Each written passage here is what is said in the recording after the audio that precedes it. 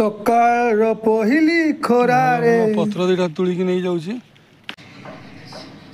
ଦେବା ହେଲା ଦୁଇଟା ଗୁଳଉଥିବ ପତ୍ର ଉପରେ ଏମିତି ରଖି ଦବ। ହାତ ତ ମୁଡ଼ି ଆସେନି ମୋ ବୋଉ ମୁଡ଼ି ଦେଲା ଦେଖଛ ନା କେତେ ବଢ଼ିଆ ଏମିତି ଜାକି ଦେବ ଜାକି ଦେଲା ପରେ ଝକାସ୍ ମୟୂରଭଞ୍ଜ। ହଁ ହ୍ୟାଲୋ ହାଇ ଫ୍ରେଣ୍ଡସ୍ ମୁଁ ଭଲରେ ଅଛି ଆପଣମାନେ ବି ଭଲରେ ଥିବେ।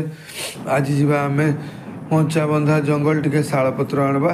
ଆଉ ମଞ୍ଚାବନ୍ଧା ଜଙ୍ଗଲର ରାସ୍ତା ଏଇଟା ଦେଖନ୍ତୁ କେତେ ସୁନ୍ଦର ଗେଟ୍ଟା। ଆମର ଯିଆଡ଼େ ଯିବେ ଦେଖିବେ ପୁରା ଗ୍ରିନେରୀ ଜଙ୍ଗଲ ହିଁ ଜଙ୍ଗଲ। ଆକ୍ଚୁଆଲି ମୟୂରଭଞ୍ଜିଆ ଲୋକ ନା ଆମେ ମୟୂରଭଞ୍ଜରେ ଟିକେ ଜଙ୍ଗଲ ସଂଖ୍ୟା ବେଶୀ।